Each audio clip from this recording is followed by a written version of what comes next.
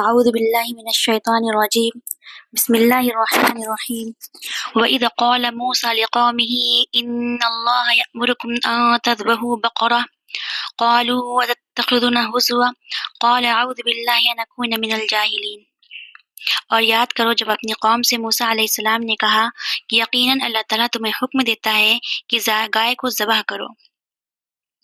اب واقعہ یوں ہے کہ بنی اسرائیل میں ایک شخص قتل ہو گیا امیر تابی، اور قاتل کا پتہ نہیں چل رہا۔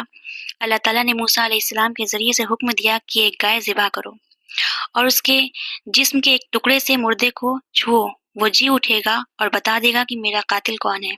اب یہ معجزات کی شکل ہے جو بار بار آ رہے ہیں۔ اس امت کے اندر معجزات کا بہت ہی عمل دخل ملے گا۔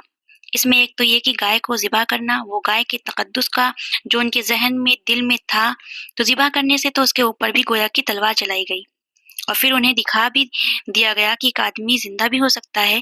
موت کے بعد کا بھی ایک پورا نقشہ دکھا دیا گیا۔ جب انہیں یہ حکم ملا کہ ان کے دلوں کے اندر وہ بچڑے کی وہ گائے کی تقدیس جو ہے پلی ہوئی ہے تو اب انہوں نے سوال کر کے کسی بھی طرح سے بچنے کے لیے میم پیخ نکالنی شروع کی کہ گائے کیسی ہونی چاہیے، کس رنگ کی ہونی چاہیے، کس طرح کی ہونی چاہیے، کس عمر کی ہو۔ بالآخر یہ کہ جب ہر طرف سے گھراؤ ان کا ہو گیا اور سب چیزیں ان کے سامنے واضح کر دی گئیں، تب انہوں نے یوں سمجھیے چاروں ناچار بادی ناخواستہ اس حکم پر عمل کیا۔ وَإِذْ قَالَ مُوسَى لِقَوْمِهِ إِنَّ اللَّهَ يَأْمُرُكُمْ أَن تَذْبَحُوا بَقَرَةً، اور یاد کرو جب کہ موسیٰ علیہ السلام اپنی قوم سے کہتے ہیں کہ بے شک اللہ تعالیٰ حکم دیتے ہیں کہ ایک گائے کو ذبح کرو۔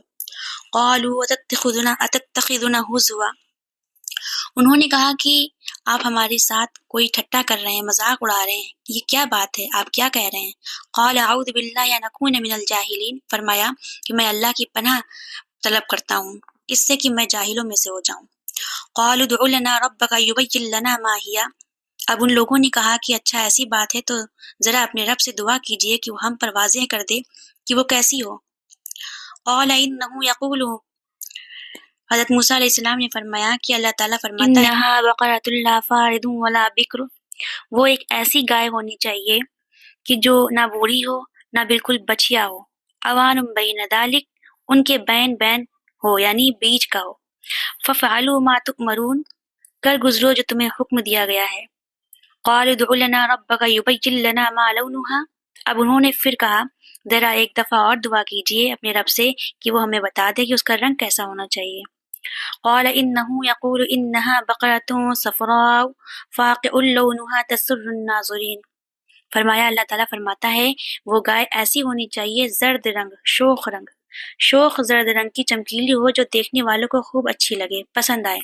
اب جو زیادہ سے زیادہ جو ان کے ہاں مقدس سمجھی جاتی تھی گائے، رفتہ رفتہ سوال کر کے اگر وہ پہلے ہی حکم کی پر عمل کر لیتے تو کسی بھی گائے کو ذبح کر دیتے، لیکن گھراؤ ان کا ایسا ہو رہا ہے کہ جس کی تقدس ان کے ذہن میں زیادہ ہے، جس کی عزت جو زیادہ ہے تو زیادہ تاثر ہے، وہ اسی کو واضح کیا جا رہا ہے۔ قال ادع لنا ربک یبین لنا ما ہی، پھر انہوں نے کہا کہ ذرا پھر اپنے رب سے دعا کیجئے وہ ہمیں یہ بتا دے کہ وہ کیسی ہو۔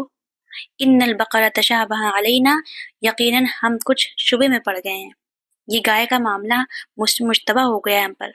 قال انہ یقول، فرمایا اللہ تعالیٰ فرماتا ہے انہا بقرۃ لا ذلول تثیر الارض ولا تسقی الحرث، وہ ایک ایسی گائے ہونی چاہیے جس سے مشقت نہ لی جاتی ہو، کام نہ لیا جاتا ہو، نہ ہی وہ ہل جوتتی ہو نہ ہی وہ نہر کا پانی کھینچتی ہو، تثیر الارض، نہ تو وہ زمین میں ہل چلانے میں کام لی جاتی ہو، ولا تسقی الحرث، اور نہ کھیتی کو پانی پلانے کے لیے، مسلمتن، وہ پوری سالم ہونی چاہیے، لا شیۃ فیہا، اور اس میں کسی بھی دوسری رنگ کا کوئی بھی داغ اور شک نہ ہو۔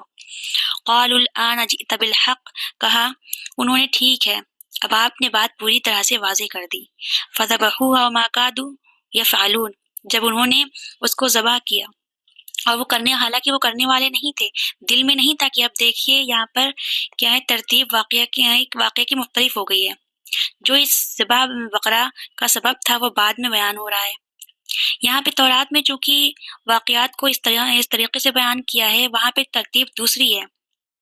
وَإِذْ قَتَلْتُمْ نَفْسًا فَادَّارَأْتُمْ فِيهَا، اور یاد کرو جب کہ تم نے ان کی ایک جان کو قتل کیا تھا، اور اس کا الزام تم سب ایک دوسرے پر لگا رہے تھے، یعنی کسی کا پتہ نہیں چل پا رہا تھا کہ قاتل کون ہے۔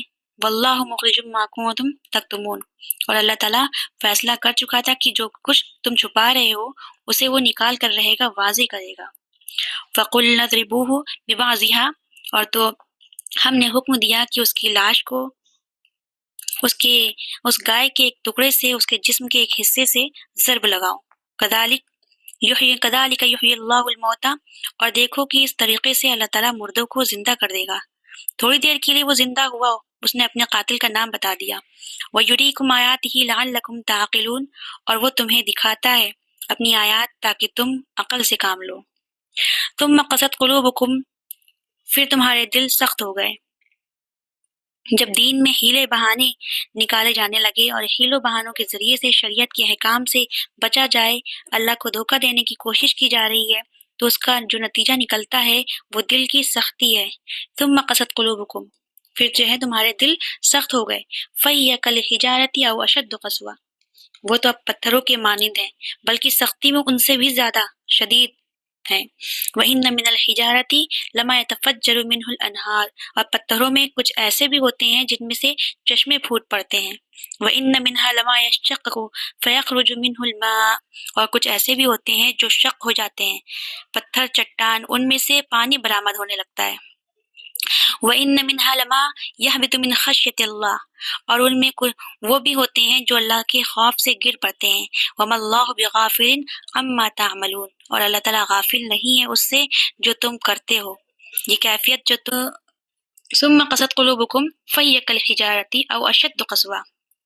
اے قوم، یا بنی اسرائیل اذکروا نعمتی التی انعمت علیکم وانی فضلتکم علی العالمین، جن پر 1400 برس ایسے گزرے کوئی لمحہ ایسا نہیں تھا کہ نبی موجود نہ ہو۔